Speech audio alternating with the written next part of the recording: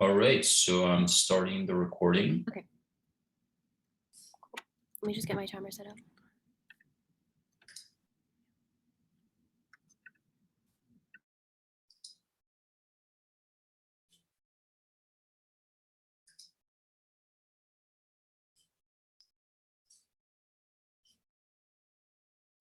Okay, cool. If everyone's ready, 7 minutes, starting now. I affirm the resolution believes that wait, what was the resolution? This house believes that criminal defendants wait, sorry. I need to look at the resolution. This house requires all criminal defendants to use public defenders. We define this house as the U.S. federal government, as they would be the most designated actor in the resolution, insofar as they're the ones who have the ability to input this resolution.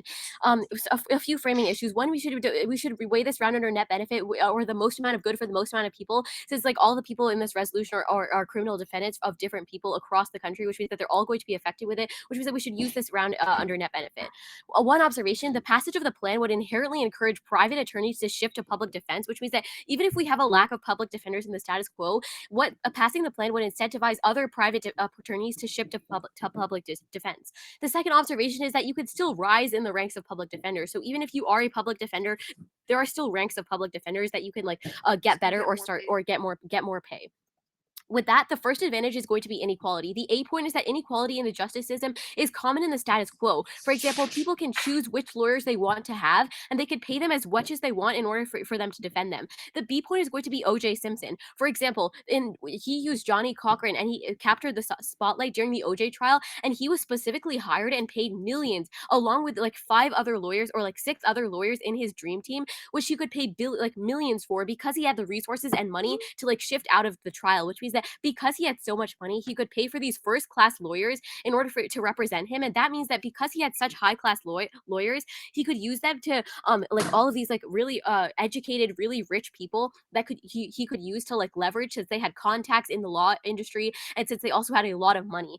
The impact is going to be inequality. We contend that since inequality in the justice system is such a big deal, if some people can pay to get really good lawyers and other people are stuck with other lawyers that aren't as good because they have less money, that inherently skews them out of having justice, just because of the amount of wealth that they have. This is particularly really bad for a few people. First of all, structural violence. We could say that this is extremely bad for people like Black people or other disadvantaged groups.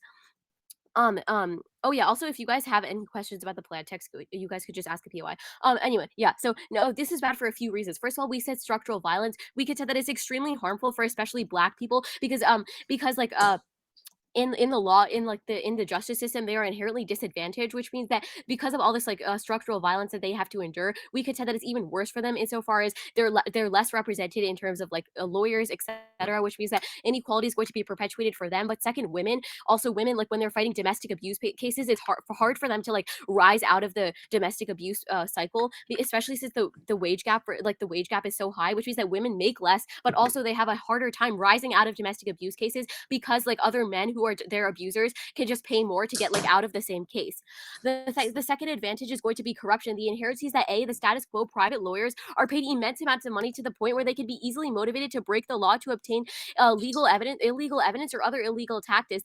This is because they can be bribed by large companies and rich people. The B point is that private lawyers fear being fired by employers at private firms if they do not win cases, and that means that they can resort to whatever method of winning, even if it's unethical. The C point is that the FCPA, intergovernmental agency, attempts to alleviate corruption in law firms, but finds it extremely difficult in the status quo because private firms are protected by heavy legal sharks. The solvency as the AF allows everything to be more centralized, meaning that the FCPA can run corruption investigations on lawyers. The B point is that lawyers are incentivized to break the law, aren't incentivized to break the law because their salary is fixed, which means that they're less likely to be affected by bribes. The impacts is that corruption has a few impacts. Firstly, corruption erodes public trust, meaning that if people don't trust institutions of government, that means that they're less likely to abide by the laws or other standards. The second is that also the groups around them lead to civil unrest. For example, the Arab Spring was caused by mistrust in the government and also society. If the government doesn't regulate corporate sharks, the civil unrest can turn to war, or other countries attack when they perceive the U.S. weakness. That also means that the rich are more likely to get away.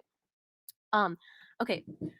Advantage 3 is going to be climate change. The A point is that big oil companies have big lobbying sharks in the status quo that allow them to get whatever they want to please their profit interests. The B point is that companies like Amazon and Microsoft have like these huge lawyers and lobbyists which fight for their like to promote legislation or to like defend them in courts, even if they do something that like is bad for the climate crisis or they do something illegal. For example, they could literally break the law and not face any consequences, or they could like do something that doesn't abide by climate change legislation. They could break the law, but they are not going to be facing any consequences because they could just shift out of it using like other lawyers, which means that you always have the law isn't going to be upheld because the richer always have the better defense.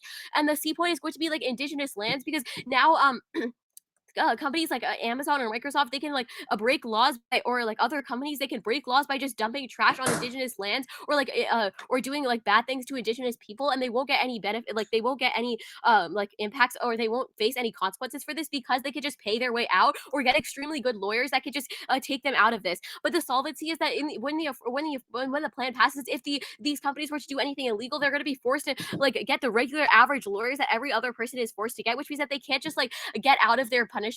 And the impacts are going to be like, one, climate change, insofar as they can shift out of like legislation or like laws regarding climate change that worsens climate change, because now they can make like worse climate change, they can make climate change worse by doing things that are like having more emissions or like not abiding by carbon taxes, etc. That means that the negative worsens climate change because you're going to have like more more emissions, etc. And climate change leads to extinction because of things like ocean acidification. When we have like higher carbon emissions, that means that like scientists have said that by 2050, where it's going to be like at a breaking point, and the temperatures are going to rise so much, which means that you're causing extinction. Advantage 4 is going to be disadvantaged lawyers. The A point is that new data from the American Bar Association found that Black attorneys make up only 4% of all lawyers, and this is because they're historically underrepresented for things like, one, racism. People are less likely to hire them because of things like racism, and they think they're less capable. But when you have a public defender, that means that the public is more likely to hire them as their lawyers. And second of all, there's not going to be like as much paying gap, which means that even if you go to like a less highly prestigious university, you could still be hired. Okay. So there's less employment discrimination. Less employment. Okay, and there's also going to be less employment discrimination because now like you can't like discriminate based on which lawyer you want. Okay, the fifth advantage is going to be politics. The uniqueness is that Biden and Democrats' popularity is hanging on by a thread. For example, vaccination rates have increased well-being. The Texas abortion law is super unpopular amongst most Republicans. The links are that Biden is already alienating Latino and Black voters, and he needs this because the plan allows them more representation. The internal links is that Republicans gaining power is bad for climate change because they proliferate climate denialism, which leads to the public not trusting climate change. And that may be because Republicans are pro large corporation. And again, you can extend all of our impacts that we made on the previous contention about climate change.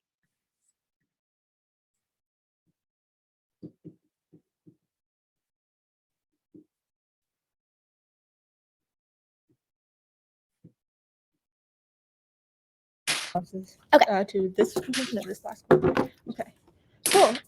The order for this speech is just going to be a brief overview, probably responding to some of the observations at the top, and then going down neg then off. Cool. If everybody's ready, my time starts now. Hello, Judge. My name is Abby Wee, and I'm going to be the first speaker for the negation in today's round. Now, I want to start with an overview. Judge, we believe, and because we believe that every person has a constitutional right to get a quality defender with their best interests in mind, we are proud to negate.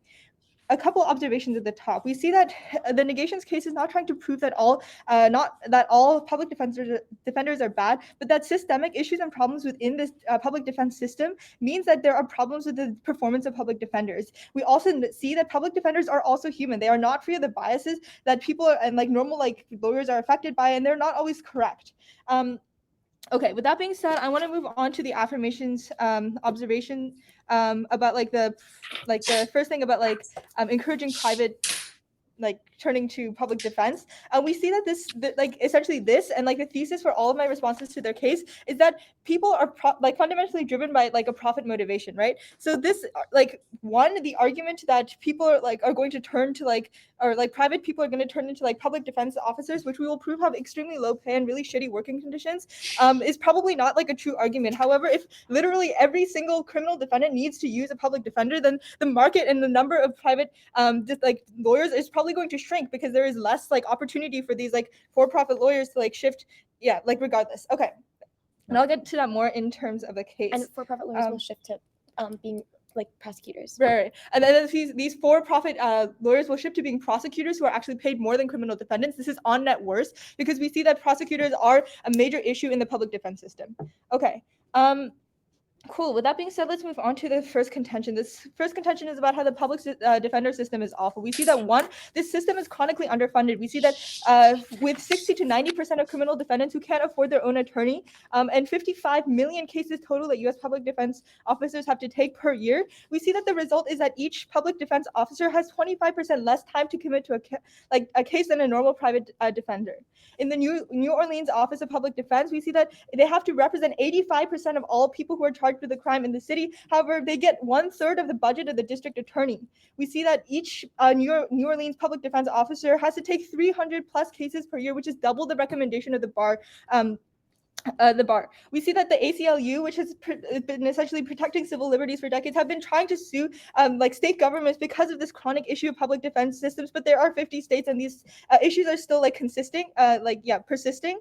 And this the suing process really does take a long time. So this system is deep rooted and is slow to change. Lastly, we see that for every $1 spent on a prosecutor, only 53 cents are spent on public defenders. This essentially means that spending for prosecutors is exceeded, spending on public defenders is exceeded by spending on prosecutors by $3.5 billion in 2007. Because we see that more people are being incarcerated each year, this number is probably far greater than this warrant.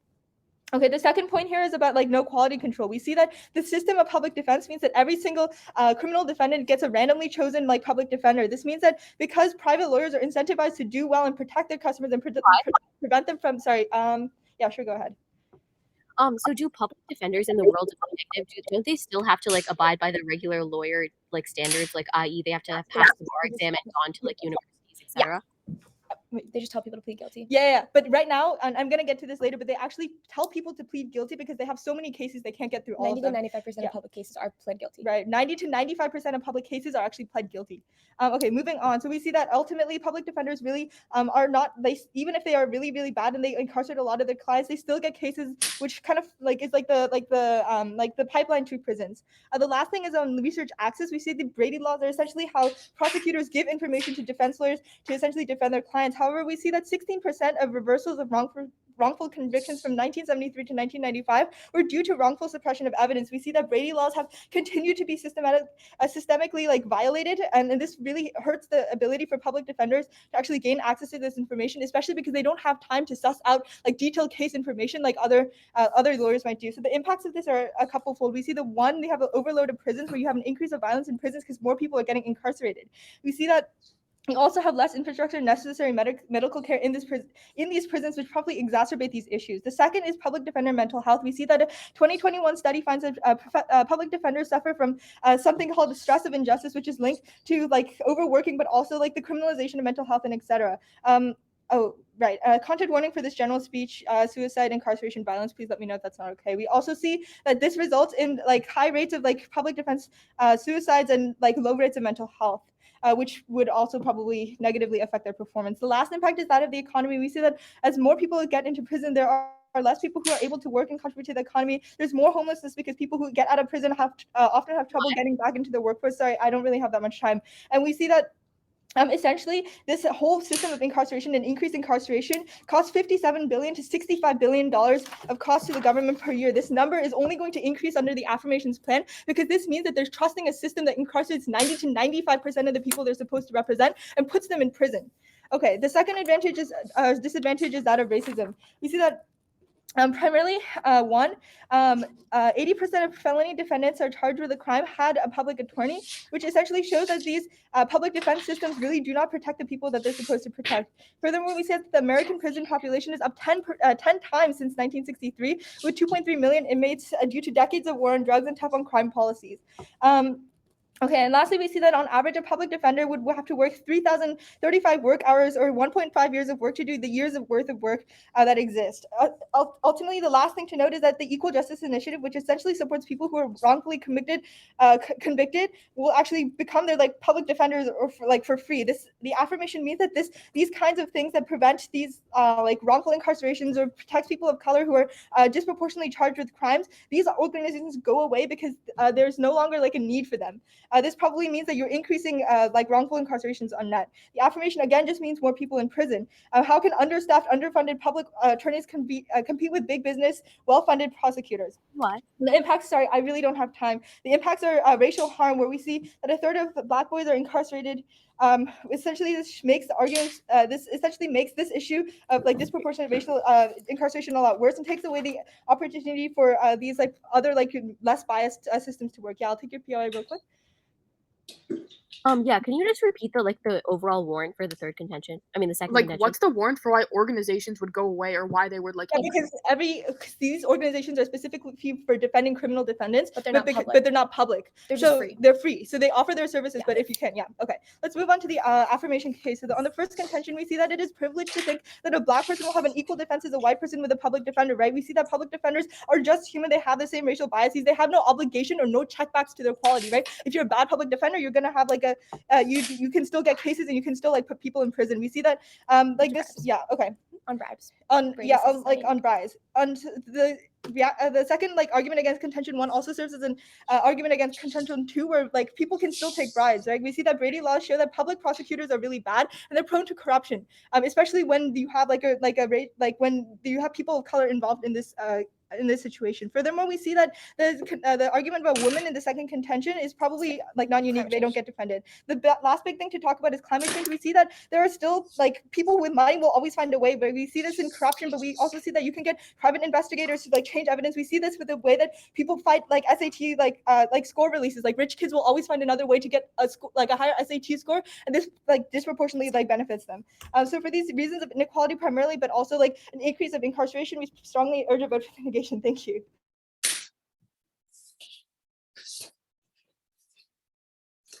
Could you guys just give me 1 second to join the Zoom from my computer?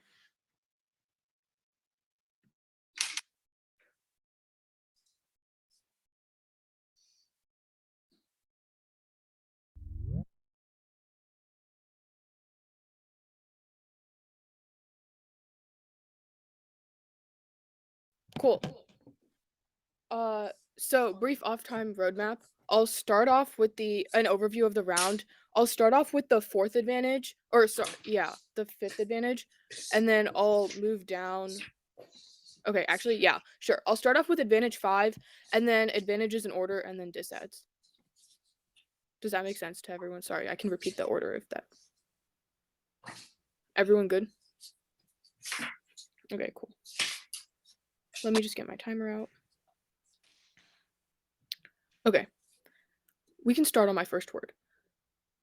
The number one reason you can vote opposition or government is going to be our fifth advantage that goes cold conceded. Our argument is that right now Biden's political capital is hanging on by a thread, but there's a few key warrants as to why he might have a chance of winning re-election. We talk about vaccination rates, but also the Texas abortion law, which is extremely unpopular. But the problem is that his political capital is decreasing because he's alienating his Latino and Black voters. We say that the affirmative uniquely solves back for this because we increase the ability for Latino and Black law students to be able to enter the criminal justice field, which means that you're going to be increasing the representation in the criminal justice system. This increases Biden's political rating because if he passes this policy, this means he's going to be more inclusive towards these people. This so has a few impacts. We say that because Biden's political capital is decreasing right now, the best way for him to be reelected is if he appeals to like minority voters, and this plan is the best way to do so. This has a few impacts. We see that right now with the current trajectory that Biden's probably not going to get reelected, but the plan solves back for this. And we say that if Biden doesn't get reelected, some sort of Republican will. And we talk about how Republicans are pro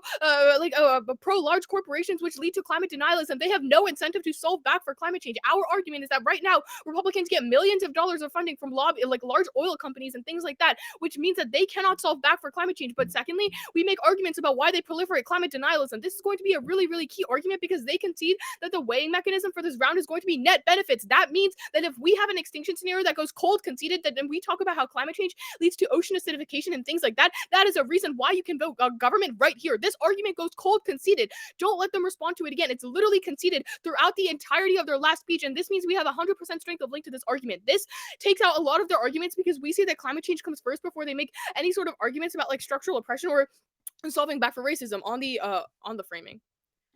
On the framing, they make a few arguments. First, they say that they're going to be shifting to there's like really bad conditions and there's low pay and that the market and the number of lawyers is going to shrink. There's a few responses. First, they give you an argument that they're going to be shifting to prosecution. Criminal prosecutors are run by the government. That means that they're paid by the state. This means that either way, they're going to be working for the government, which means that you're going to be seeing a decrease in corruption. But secondly, there's no warrant as to why they would shift to prosecution as opposed to defense if they're both run by the government. But the second argument is going to be the fact that it's harder to be fired when working under the federal government. So people are incentivized to actually be like defenders as opposed to working in the private industry anyways. But the fourth argument is that the private sector of lawyers isn't going to shift. They literally got law degrees for a reason, specifically in criminal defense. They're not going to throw away their degree just because the system changes. They're just going to work under the system. But the fourth argument is that there's still going to be incentives for them to rise up in the ranks of the federal government, which means that they can still get paid more or they can like have better working conditions than they do in the status quo. Just an overview.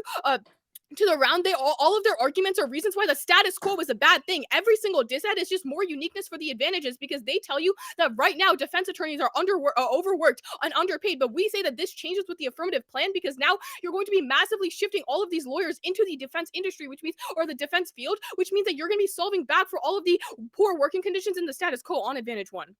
Our argument is that right now there's going to be high levels of inequality. We give you examples of like O.J. Simpson and how inequality leads to means that like the rich always get to pay for like first class lawyers and they're always going to be using their leverage and their context in order to oppress the poor, but also like to commit more crimes and get away with it. They say that public prosecutors are also prone to corruption, but this doesn't make any sense because we're specifically talking about defense attorneys. But secondly, we say that right now government corruption is much less than corruption in the private sector because now at least with the government everything it's going to be a lot more charted, but at least with the private sector this means that everything can be underground. You can just consider it part of your salary to be bribed by private corporations, which means that you can turn the response. This means that we get access to all of our arguments about women. But the second warrant that goes conceded here is the fact that right now it's very difficult for women and minorities to be entering the law field at all, which means that there's not enough representation. We say that the status quo means that there's difficult hiring conditions and more discrimination when it comes to private hiring, but with the government sector you allow more people to be hired, which solves back for discrimination because now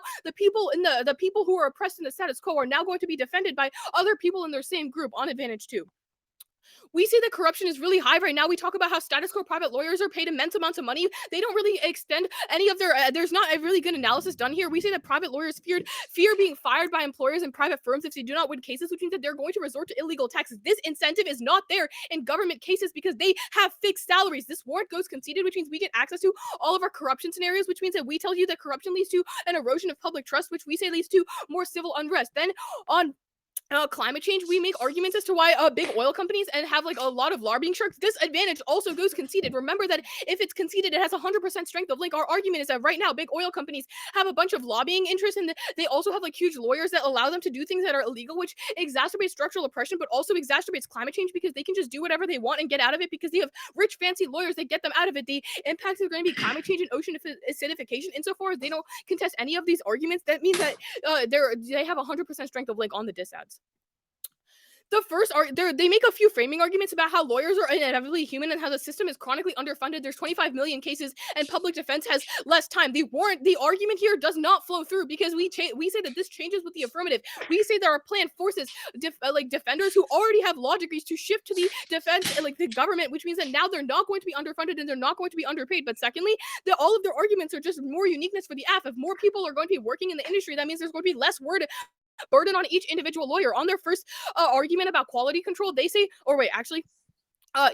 they on their first argument about quality control, they say that they tell people to plead guilty and the quality of lawyers fails. But the first argument is that you still have bar exams to pass, which means that there's still quality control. But the second argument is going to be the fact that right now that the reason why the system is underfunded is because there's not enough people in the defense sector, which means even a marginal increase is going to be good and on net good, which means we win the round. But then they talk about how they criminalize mental health and they get more people to plead guilty, but there's no actual warranting for how this actually happens. We say that the percentage of people actually pleading guilty they're over exaggerating it, but secondly, they don't which one? They don't get offense on any of their arguments about the economy because there's no actual brink scenario here. On their going further, they talk about 35 work hours and how there's like wrongful incarcerations all the time. But we say that, and they talk about how organizations for like specific nonprofits would go away. But first, we say that there would be no need for them in the affirmative world. They can see that more women and more minorities would enter the law field in the first place, which checks back for them and checks back for more discrimination because now there's going to be more people. But the second argument is going to be that the reason why these people need to go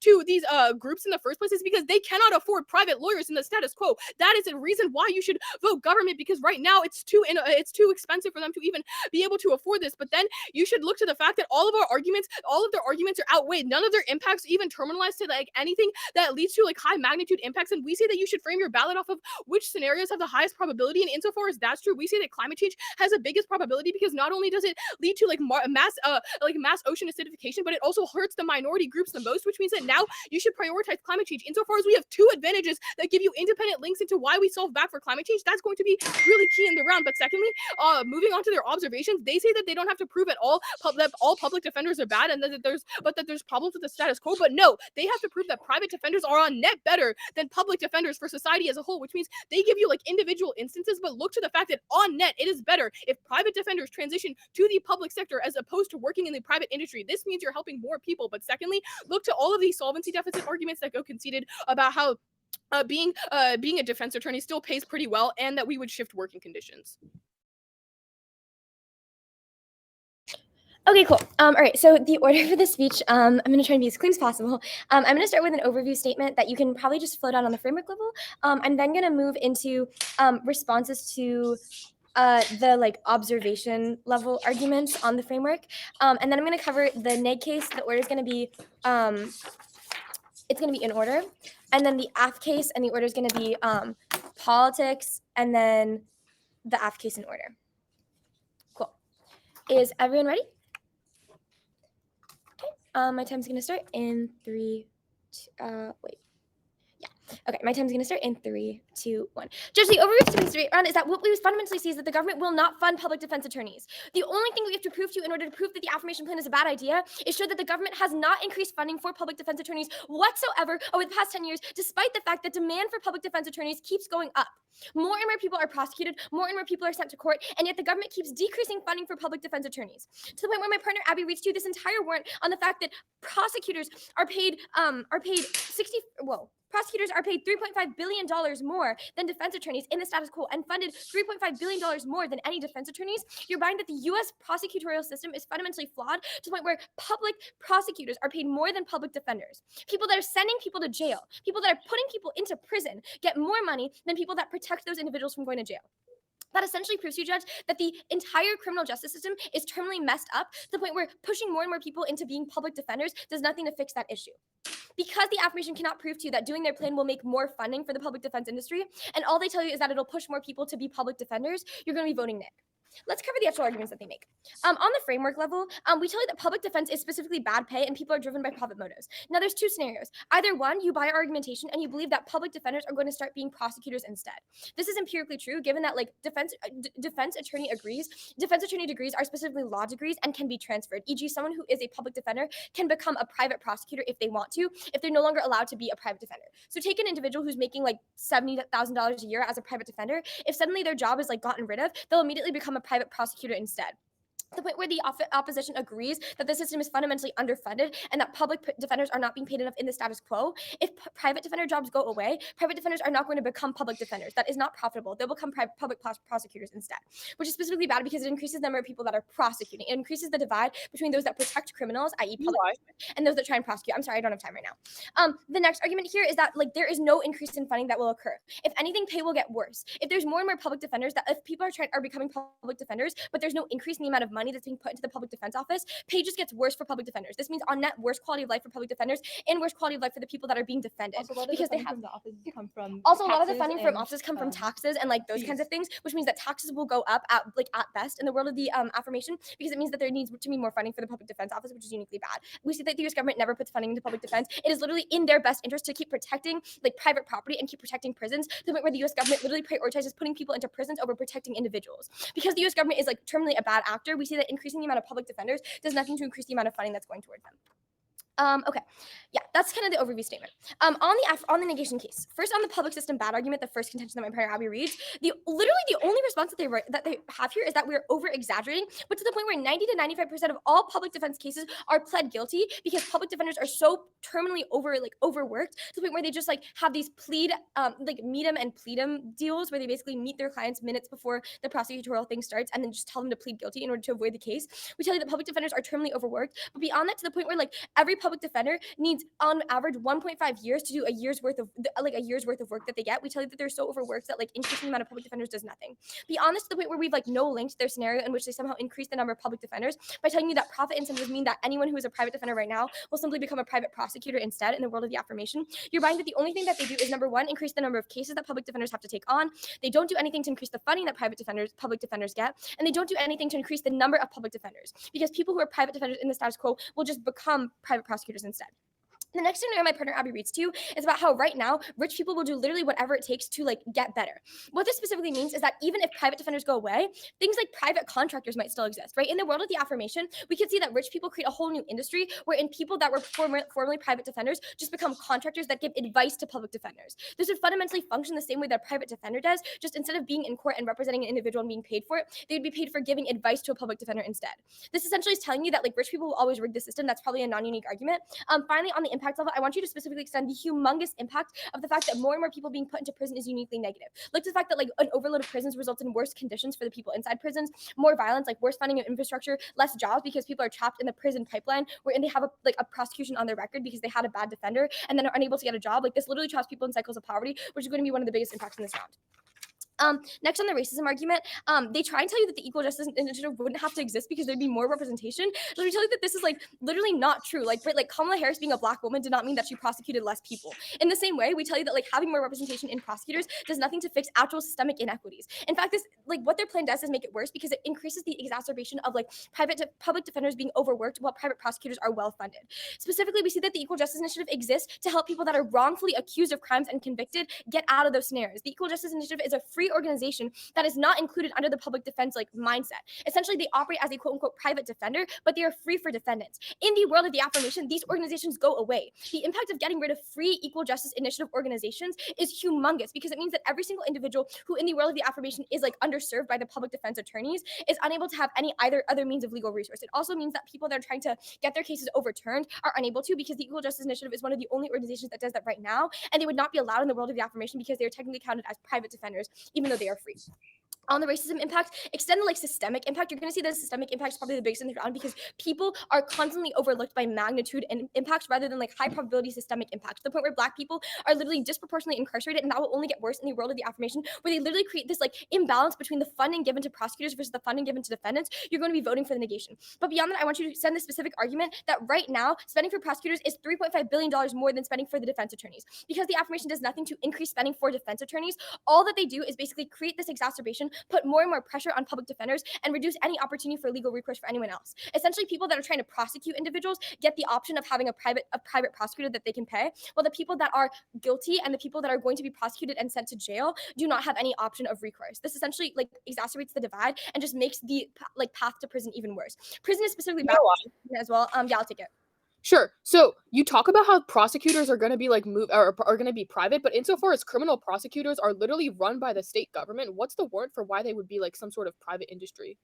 We see that people could first of all primarily create a private industry, but even if you don't buy that argument, to the point where the U.S. government has like a perverse incentive to fund prosecutors because they want to put more people in jail, because the prison industrial complex means that the U.S. government profits off of putting people in jail. You're going to buy that as the U.S. government funds more and more prosecutors, e.g. by $3.5 billion imbalance, there's going to be like better prosecutors regardless. Like the public prosecutor versus private prosecutor dichotomy is fundamentally skewed. On the affirmation case, on inequality, extend my partner's argument that it's privileged to think that a Black person with a public prosecutor, with a public defender would somehow have equal representation to a white person with a public defender, to the point where like the criminal justice system is already really racially skewed. Black folk probably have a better probability of not being prosecuted if they have a private prosecutor that is able to invest more money in their case. But beyond that, extend my partner's arguments on how like public prosecutors right now are probably pretty, or public defenders right now are probably also human and have biases. So like they're not solving for inequality.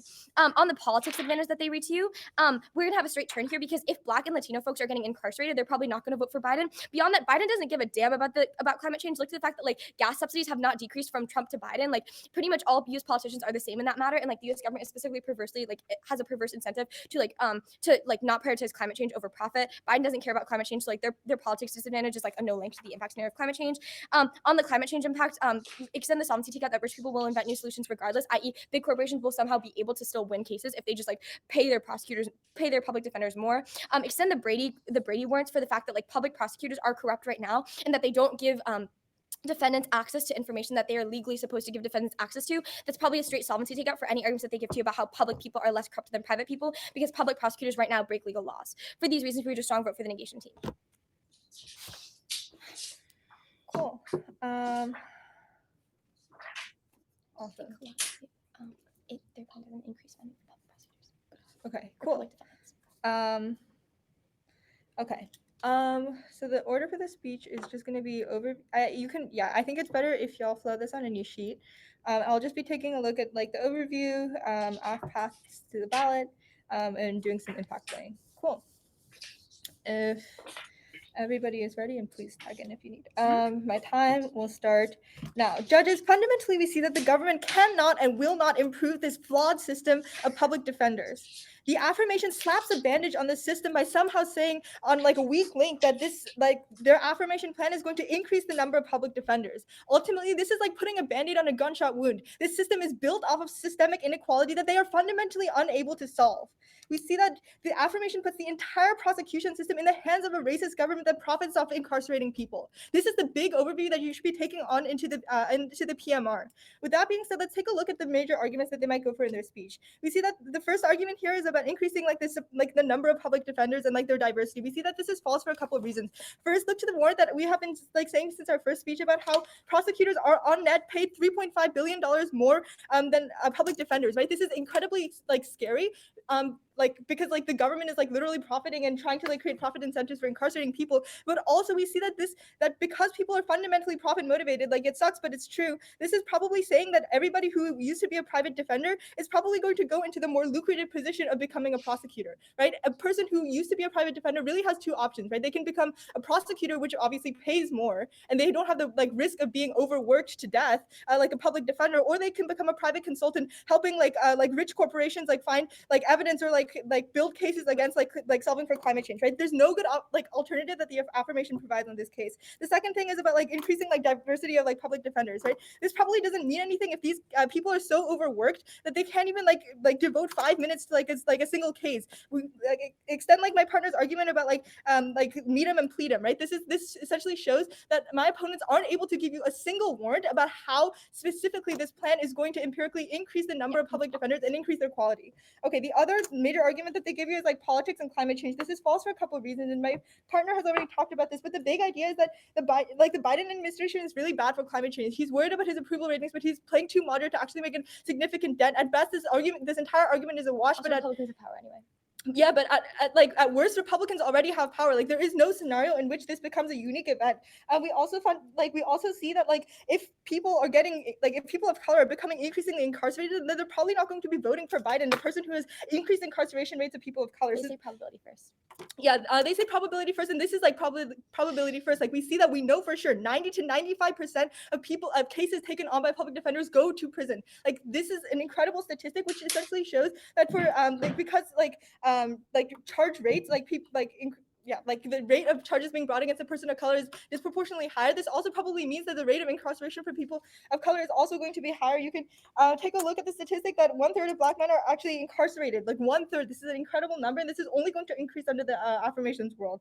So at the end of the day, climate change solvency. Oh, right. And the last thing is the climate change solvency takeout. Like one, we see that the government is like corrupt as hell. We see that not only are these people like chronically underpaid, but like profit incentives always means that like big corporations are able to find workarounds, and like as they have been doing for centuries. Like my opponents can't give you a reason as to why the government is somehow going to like magically change and become like all like friendly to climate change. This does not make sense. Let's look at the impacts. The first is that we should be prioritizing magnitude, but in relation to like minority rights, right? We see that systemic issues such as racism system have always been overlooked in favor of like high flashing impacts such as like climate change. However, we see that systemic issues persist into like these impact scenarios of climate change, right? Black people and people of color like are disadvantaged by systems or like the results of climate change disproportionately. Furthermore, we see that the only other impact that still stands for my opponents is the climate change like scenario, which we've disproven on 2 counts. So don't let them come up here and like tell you about like how they're going to increase the number of like public defense where they like public defenders, or like decrease the number of amount of climate change in the world, when really the scope of this this entire debate should be focused on like minority rights and the actual like way in which we can prevent the exploitation and worsening of the incarceration system. So for these reasons, we strongly urge a vote for the negation. Thank you. Okay. Sorry. The order of this speech is going to be overview, framing issues, and then climate change and politics. Climate change and then politics. Okay. Yeah. So it'll be first politics, addressing the turns, and then going on to climate change. Okay. If everyone's ready, 5 minutes starting now. Starting with an overview of this round, the US federal government will have the incentive to fix like all of the issues with the public defense system once the plan passes. One, because of legitimacy, and because they're implementing the policy, they have to follow up with it, which means that once the US federal government passes the plan, that means that they're automatically going to be fixing the issues. The argument that the U.S. government will increase funding for the public defense office or have an incentive to make public defense offices like better is brand new out of the LOR or out of the PMR. My partner Abby reads in her very first speech that right now funding for the public defense office and it's not going to get better in the world of the AF. Wait, our first constructive speech literally talks about how our plan and our observation is that when you increase the number of defendants, you also increase the funding for the program, and how lawyers are now going to have like some sort of progress where they can move up and rise up in the ranks. It's okay. It's a panel, so under consideration. Go on. Okay, cool. Sure. I have 4:45. I'll just resume now. Okay, again, we tell you that they are going to be, when you can extend our first observation, we tell you that when the plan passes, all of these private defenders are going to be switching into the public defense industry, which 1, increases the funding, and 2, increases the number of lawyers who are in the private defense industry. This literally, in the public defense industry, this literally solves the entirety of the affirmative, because once the plan passes, all of their impacts about how the public defense industry are literally solved. Okay, now, okay, like addressing the framing, they tell us that we should prefer like structural violence or like violence in this round, or like systemic oppression. But what they concede is that this round should be evaluated under net benefit. We said that in the first 1AC and it wasn't contested, which means you evaluate this round under who has the most amount of good for the most amount of people. Insofar as we have literally 2 extinction scenarios, you should prefer those over above all else. We tell you how like you should do like the most amount of good for the most amount of people, which means that extinction literally outweighs just like the harms of any minority group. But even if you buy that in our minority argument, we still solve back because of our first advantage. But anyway, you should be evaluating this round under net benefit, which means you should be prioritizing extinction first. Whatever would be the most amount of good for the most amount of people, you should be evaluating this round under, which means that automatically you should prefer our third advantage. Okay, now next I'm going to be addressing this idea about like the prosecutors. Their argument is that they're going to like switch to prosecutors. But first, they concede the argument that prosecutors literally make less than public defenders. Like all it takes is a simple Google search. Public defenders literally make more than prosecutors. Why would they switch to prosecutors if public defenders make more? But the second argument is that prosecutors are a state-run job. Like prosecutors are literally hired by the state, which means that they're working for the government anyways. Their warning here makes absolutely no sense. Don't evaluate any of their prosecutor arguments. For one reason is that they make less than public defenders, and 2, because it's still run by the government, which means that they don't have any offense off of prosecutors. If anything, all of their disadvantages link into prosecutors as well. Now on politics. Okay, again, you can extend our key argument here. We tell you that in the status quo, Biden is like almost losing all of his like political capital because of things like the Texas abortion law, but it's still hanging on by a thread because of things like because of like vaccine mandates, etc. We tell you that currently he's alienating Black and Latino voters. We solve back because we increase their ability to become lawyers, and we also increase the number of public defenders, which means that instead of being forced to plead guilty, Black and Latino criminal defendants can now have the incentive to actually have a trial. This was our argument. They don't actually respond to it. They try to turn it by saying that Latinos are getting in prison more because they have to like plead guilty because the 90 to 95% thing. That you don't buy the 90 to 95% plead guilty thing. We tell you the defendants, when you pass the plan, public defenders are going to skyrocket. There's going to be way more public defenders.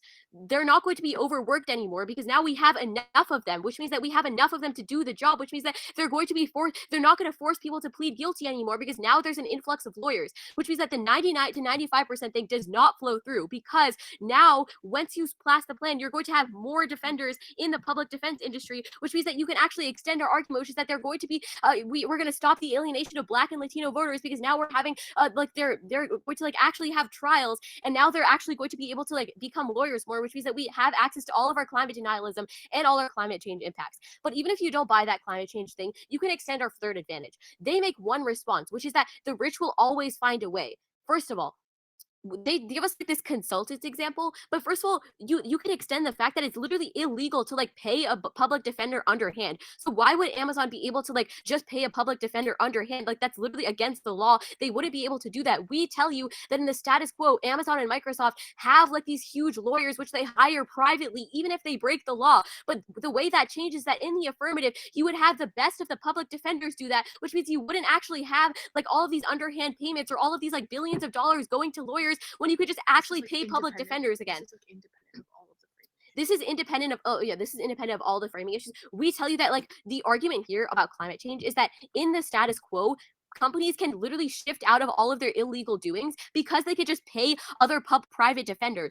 But in the world of the affirmative, once the plan passes, you can't do that anymore because you can't bribe public defenders. You can't pay them extra. That's literally illegal. They're not going to be able to do that. Now what they're going to be able to do is that they have to stick to public defenders, which means that they're no longer going to be having to have public defenders. Now they can actually have private defenders. I mean, now they're actually going to have public defenders instead, which means that they can no longer break carbon. They can no longer break climate change laws. They also could see the reasons why public defenders are intrinsically less corrupt because they don't have to be rehired by their law firms. That's super key. We tell you, 1, public defenders are less corrupt. 2, they can't be reimbursed underhand, which means that all of our climate change impacts, Amazon is no longer going to be able to defy climate change law and just hire lawyers to get out of it. So now we have 2 impacts to climate change. Again, climate change causes extinction. This impacts minorities, but not only that, it leads to extinction. So you can vote either way. Great round. That was really fun. That's one of our favorites of the day, I think. Yes, yes. Good job, guys.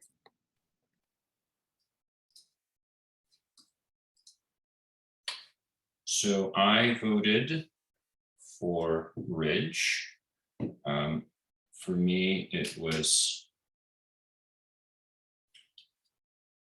a fairly easy decision because Ridge has a climate change impact coming out of politics that is just cold conceded out of the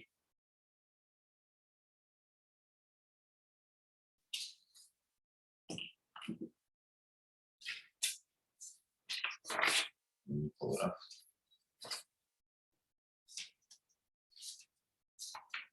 Out of the first op speech. And then the second op tries to make various cross applications to it, but those are all new cross applications. So once you drop an argument, you can't make new cross applications to it later. I also think that on the actual climate change argument, which is a separate argument that also tries to access climate change, all of the responses that the op reads are defensive. And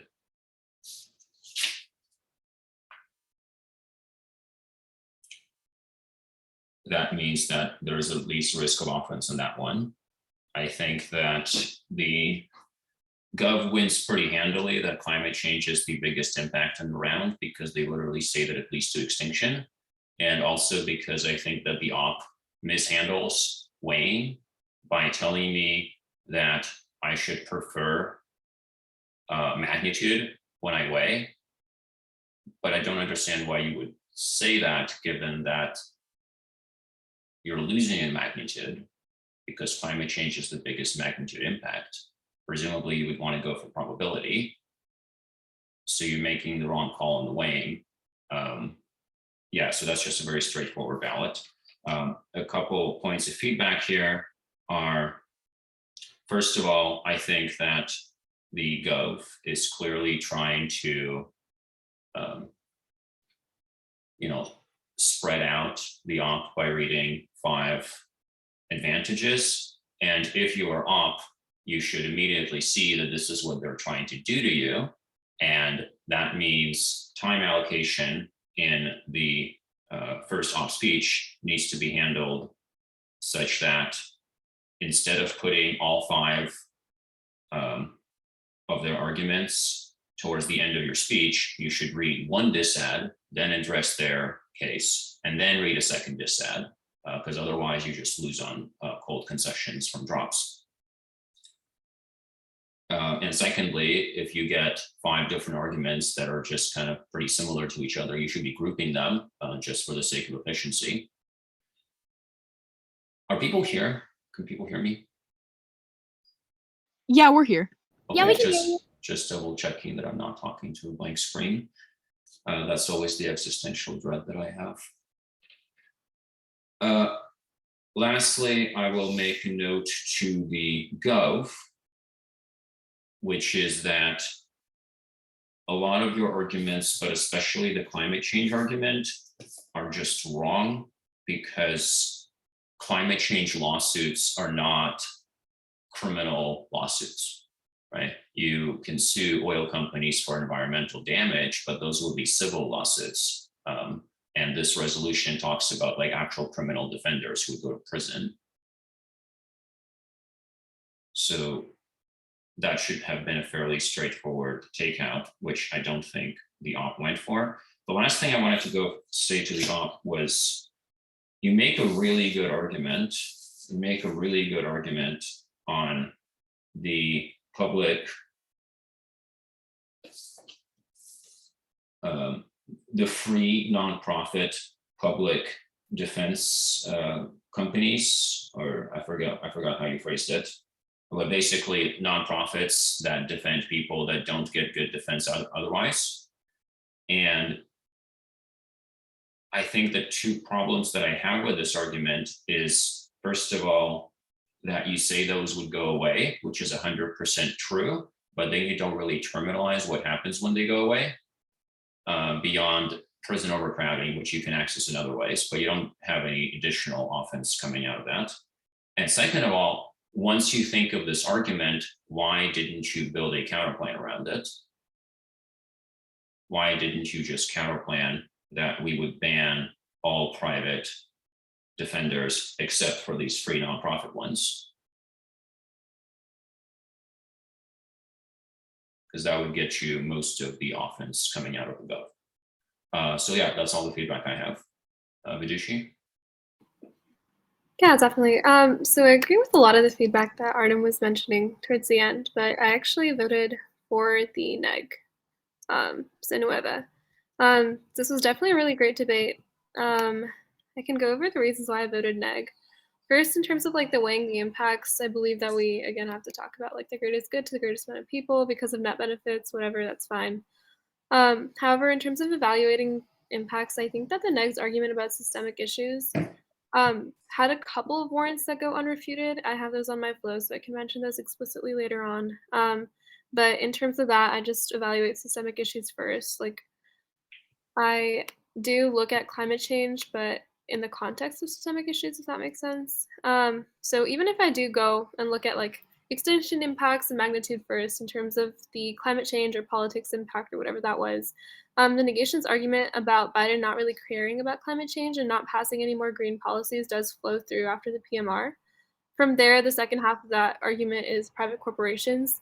The app is telling me right now private companies are able to get away with doing illegal things and then paying big lawyers to take care of it, and then they won't be able to continue doing this in the world of the plan because everyone needs to use these public defenders who are illegal to bribe. However, there is a pretty big contradiction here. I think the neg points this out by saying that companies can continue doing these illegal things and getting away with it, but this time the illegal thing will just be bribing the public defenders, since it's not like they have problems doing illegal things in the first place. So there is still some probability that these companies can continue getting away with like doing things that are bad for the environment.